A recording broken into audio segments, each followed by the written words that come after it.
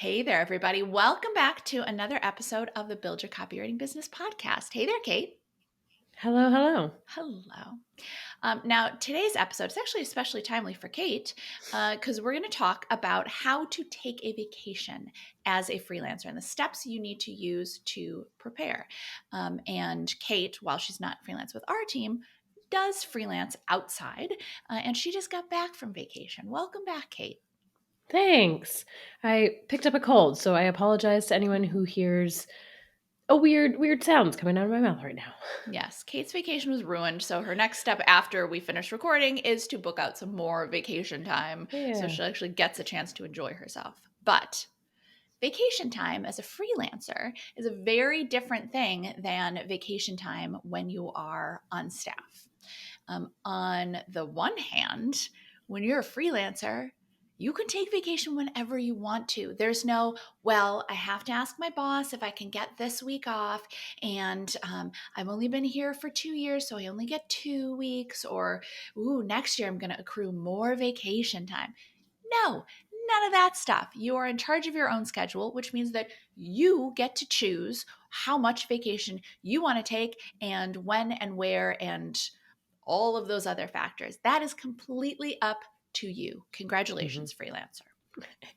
And we'll link to the episode that we recorded on how to build your own benefits package, which includes how to think about your rates and think about your pricing when it comes to factoring in vacation time into your freelance rates so that you can do that and feel good about taking time off, because as we all know, we need to take time. Everyone needs to take time off, or else you're going to go straight to burnout town and maybe never come back. Do not take your vacation in burnout town. Yeah, it's not a cool spot to vacation. No. Not well rated on TripAdvisor by any means. 0 stars, yes. 0 stars, yes. But speaking of burnout town, here is the thing. On the one side, as a freelancer, you can take as much vacation as you want to. But on the other side of it, freelancers are notorious for not taking vacations, for working right through, for working more hours than they ever expected to, and without even booking or without even making reservations, ending up in burnout town anyway. So the purpose of this episode is to make sure that that is not you. You need time off just like everybody else. And I know you may be thinking, well, but time off equals money I'm not making. But there are ways to, yes, okay, maybe if you're not working at all, maybe that is literally true. But we'll talk about in a little bit how you can build up your schedule so that you don't have to worry about taking that time off. But let's start out with talking about the actual logistics of taking time off. When you are saying, all right, I heard Kate and Nicki, I'm going to take a vacation. How do I, as a freelance copywriter, go about doing that? Yeah, what we always recommend, and folks who have the Right Start workbook definitely use this. This is in there, but blocking time off at the beginning of the year. And if you're listening to this, no matter when you're listening to this, that can be the beginning of your year. Look at the year ahead. What time off have you blocked off? Are there certain weddings, holidays, events that you know you need to be at, that you know you need to take time off? Block that off on your calendar now and give yourself buffer. If you have travel days around that holiday or wedding or event, if you know that you want to spend a little extra time in that area, block that time off. And then look and say, okay, I'm taking these kind of days. I also want to take a week staycation, or I want to take a week in Italy, or I want to take a week wherever your travel plans kind of are.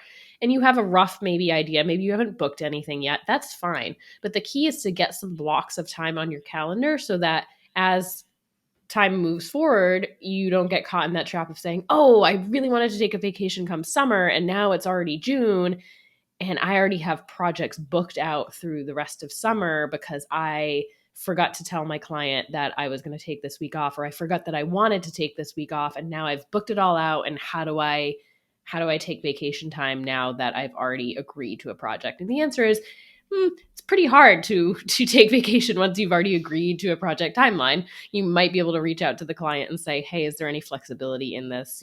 But the much better course of action is to have that on your radar, to have it on your calendar. So as you're looking at your calendar and a client's asking you, hey, are you available during this time period? You can say, hey, I'm available these dates, but these dates I'll be out of office and then I'll be back after this to pick up the project or whatnot. So block off times on your calendar. And then as time gets closer and you start to nail down the actual dates, you can then shift on your calendar very easily what the actual dates are. Yeah. Take it from me, if it's not on your calendar, it's going to get booked by something else. And actually, as we're saying this, I'm realizing that I was supposed to put time off on my calendar and have not done it yet. So I will do it right after this Nicki. call. I know. See, there's still stuff for us all to learn. Yeah. But as Kate was getting to, the second part then is to communicate to your clients. Mm-hmm. Once you have time and you maybe made your reservations and you know exactly when you really are going to go, or if it's a staycation, that still counts too. If you've said They you're don't going need to to take know. that time, yeah, they don't know. If you have said that you are going to do a staycation with no work, that's a boundary you need to keep with yourself. I realize I'm going a little bit off from where I was intending to go when it comes to talking to clients. We'll come back, circle back there in a second. But staycations can be just as important as vacations. There's so many things that need to get done around the house, or even just sitting and relaxing and reading those books that you've had on your list for forever. It's still a break and it's still time off. But I think especially with staycations, it's very easy for us to let those boundaries gray a little bit. I don't know why this is the symbol for gray, but my fingers together. To go, I guess my client hasn't gotten back to me. They're really slow. And I guess, if they get it back to me, then I can, yeah, okay, I'll still be working on like the first day of my vacation, but it's still vacation. Easily becomes, well, okay, now this client, I checked my email. I wasn't going to check my email, but this client gave me feedback, and it'd be so much easier for me to just like get this done today and get this. If there's work in your day, it's not a real relaxing day. Now, you can combine those, but give yourself some time off. So if you said you're going to have a staycation, give yourself those true boundaries and stay true to them. Okay, so sorry, circling back, talking to your clients. You can't take an effective vacation if you don't tell your clients in advance, because they're going to be emailing you or maybe even calling you expecting to get the same level of communication that they would get if you were sitting in your office, which of course is reasonable because they have no idea that you intended to take that time off. So you have to tell them, and you have to tell them well in advance. Yes. As soon as you know basically the dates that you've booked, I would tell them. And you're going to want to remind them because they will forget. They have so many things on their radar that they're not going to remember that. Yes, they might be like, oh, yeah, they told me this, but I totally forgot. So, at least like a month out is really, really nice. Obviously, if you have a last minute funeral, you have to travel or something like that. Of course, yes, tell your clients when, as soon as possible, but that's obviously second to something like a funeral. But the point is, giving a month's notice is plenty of time, more than enough time for both you and the client to kind of figure things out and make sure a game plan's in place, and for you to reassure them that you're on top of everything and will either wrap everything up beforehand or tie up any loose ends when you're back as needed.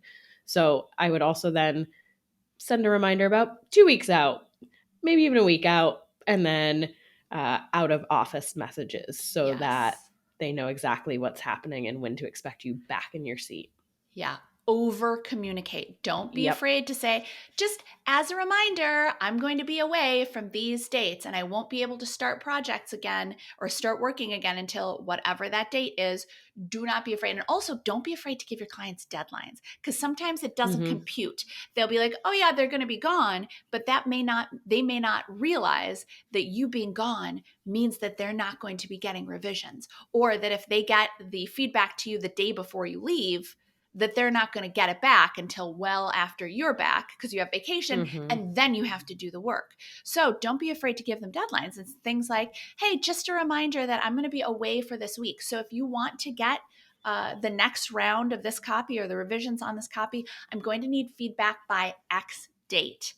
If I don't get it by then, I won't be able to turn around the next round until whatever that date is. You're not being hard, you're not being mean, you're not being unhelpful, you're just setting expectations. And I will tell you, you are doing your clients a favor, because it's so fun when you have so many different things in your head. It sounds very, very obvious, but remember that our clients are not as concerned with us as we are. So when I say, like, they might not realize that if they give you feedback the day before your vacation, that they're not going to get it back from your vacation plus 3 days or 4 days or something like that. Yeah, that makes logical sense. But your client's not thinking. Their client's thinking, all right, I got to get feedback to them. So just lay it out for them. If it feels obvious, okay, that's fine. Just make it as clear as humanly possible. And then, on the other hand, if they don't hit their deadlines, or there's still things you need to do once you come back, you can say, hey, as a reminder, I'll be out of office starting tomorrow. I will be able to pick back up this work on X date and get you whatever it is by X date. And so you can kind of reset that expectation for what's happening post your vacation. Exactly. Well, and also too, when you give them all of the list of the stuff that you're going to be working on when they get back, it helps to set that expectation. And in fact, you can even say, which means I'll be able to start any new projects on whatever that date is, just so they understand. And again, part of the reason why you want to start telling them as far in advance as you can, a month is fantastic, is because it gives them time to figure out how all of these projects are going to fit into your schedule. And if you have time, maybe you can do a little extra beforehand so that you don't end up having to do a lot of catch-up work afterwards. And so setting your out of office message, you definitely want to do this, but I think people overcomplicate it. People want to get cute and fancy, and we're copywriters and we want to, put a whole story in there. Keep it so simple. I like to put in the subject line, out of office, returning, and then the day. So like Tuesday, January 15th or whatever it is. And it's very clear from the subject line. If they open it, hi there, I am away from my computer. I will be back in the office, repeating the subject line, Tuesday, January 15th. It can literally be as simple as returning Tuesday. I will return your emails when I am back on Tuesday, January 15th. Your name. Yeah. Really, one line. It does not have, you don't want to tell people where you're going, because your out of office is going to go to anyone that sends you an email. And so obviously if you're getting prospective clients, you want them to still get messages. So if you limit it to just people on your contact list, then those prospective new clients might not get that. But you also don't want, who knows who could be I'm taking the saying, family. hey, I'm in.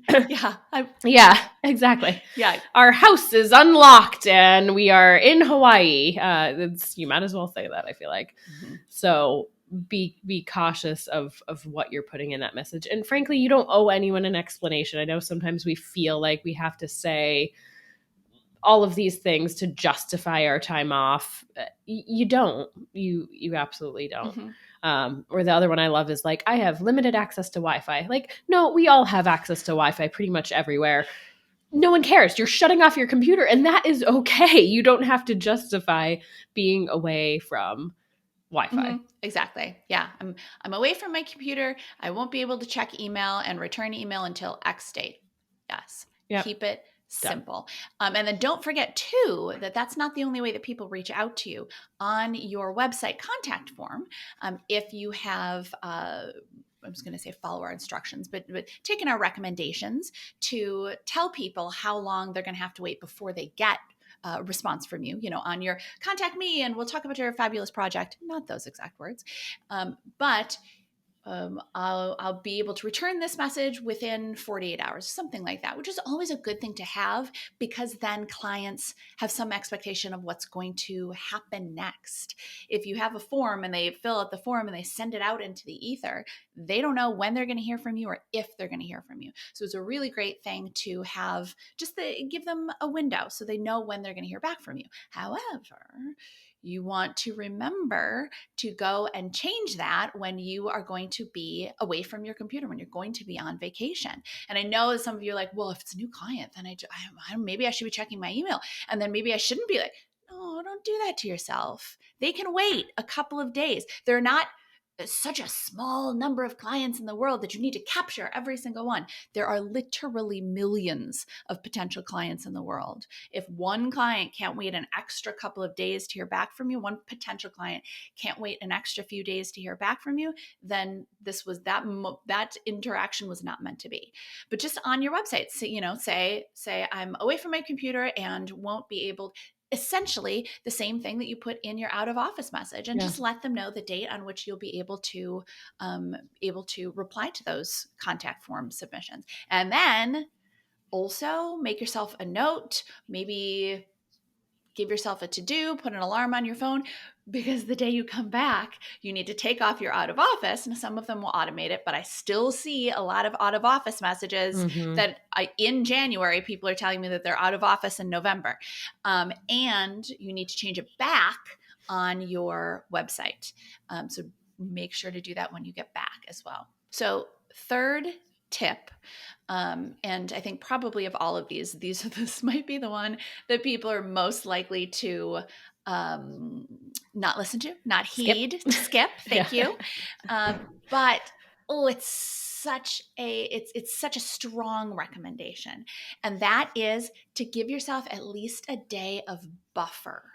A work day of buffer, not like, well, I get home on Saturday so I can do all of that on Sunday. No. Oh my gosh, no. Especially if it's a weekend, you've got unpacking, you've got all that kind of stuff. But give yourself a work day buffer so that you can go through your email, catch up on stuff, see if you want to maybe get a little bit ahead on projects, sure. But like the feeling of inundation when you are simultaneously trying to get through the backlog of emails and updates and all that kind of stuff. And then on top of that, you have stuff coming in that day from clients because they know you're back from vacation. So they're going to send it to you immediately. It's unnecessary stress. And what's worse, it ends up negating all of the relaxation. I know that we've all experienced this. It ends up negating all the relaxation because now you're knee deep or neck deep in stress again. So give yourself, and Kate is usually very good at this. Something I need to learn to do, but give yourself a day of buffer, a chance to catch up. Just if you're actually going to be back on Monday the 11th, tell your clients you're actually going to be back on Tuesday the 12th. I mean, not back, but if you're actually available to work, if your first regular work day would be Monday the 11th, tell your clients it's Tuesday the 12th. Because one day is not going to make a huge difference for them, but it's going to make a huge difference for you. 100%. Yeah. You don't want to come back to a bunch of meetings and just blocked schedule when there's going to be a ton of work for you to do anyway. And to, Nikki's point, maybe you start getting ahead on projects that are happening. So it's not lost time by any means for you. It's just far, far reduced stress time to get back to the swing of things. We're not the fastest when we come back from vacation, and that's fine. We shouldn't have to go from 0 to 60 immediately and start, because to Nikki's point, then what was the point of the vacation in the first place if you're just back to chaos and overwhelm? So give yourself the buffer. Yeah, ease into it, my friends. Ease into it. Yeah. Now, if you're listening to this and you're like, well, that's great. I love the concept of vacation. But again, Nicki and Kate, if I'm not working, I'm not making money. I do understand that. I understand how the world works. So if you have a vacation planned, you as a copywriter with the pitching system that our students know, you have the ability to plan in advance for that. If you're like, all right, I'm going to want to take this week of vacation, and by not working in that week, and you can look at all of your numbers, look at what what you make on average in a week. You say, all right, I'm not working that week, so I'm not earning X amount during that week. Okay, so you don't have to make up for X amount, whatever that amount is, in 1 week. You can spread that out by making just a little bit more, working just a little bit more for like the 2 or 3 months before that, so that you barely feel it. If you, and this is just off the top of my head, but if you need to make 2 grand, if you usually make 2 grand a week and you're like, well, I don't want to not make 2 grand. Okay, great. Well, then how can you make an extra 200 for 10 weeks before that? Or an extra, I was going to say 250, but wait, I can't do the math that fast. Hard math. Eight-ish. An extra, and you copywriters know, an extra $200 is a tiny little project. So you could add additional work, take on maybe just a little bit more work in the time leading up to it. It does not have to be, you don't have to go, all right, I'm taking a week off next month. So this month I'm going to work 60 hours every week and I'm going to totally take it. No, you don't need to do that. You can just inch up the amount of work you're doing, because you don't want to burn yourself out by vacation, burn yourself out before vacation, so that by the time you get to vacation, you're too exhausted to enjoy it. All you need to do is just add a little bit more beforehand. And then if you want to too, maybe add a little bit more after, if that makes you feel comfortable. I would just caution, don't make that little bit more your new level of work. If you usually work 35 hours and you started to do more like 40, 42, that doesn't have to stay your standard limit. Just keep an eye on yourself, not just while you're on vacation, but also while you're at home too, and make sure that you're not inching toward that burnout range. Mm-hmm. And make sure you should be factoring, at least 2 weeks of vacation, if not more, into your rates from the get-go. So that, and I think we forget, because to Nikki's point, you're taking 2 weeks or a week off, whatever, and you're like, oh, I'm not working that week, so I'm not making money. Well, no, you've already factored that vacation time into your rates. So take that time that you've already factored in, and it's a mindset shift. It's thinking, oh, I've already covered myself for however many weeks you've kind of planned for in your project rates, in your pricing. um, Depending, obviously, if you're consistently hitting that level of work, maybe you do need to ramp up pitching, and maybe you need to ramp down pitching if you've got too much. Yeah, well, and and we're not talking about it for each individual project. It's at the beginning of the year, if you're thinking, I want to take 2 weeks off and I'm just a little bit nervous about my finances.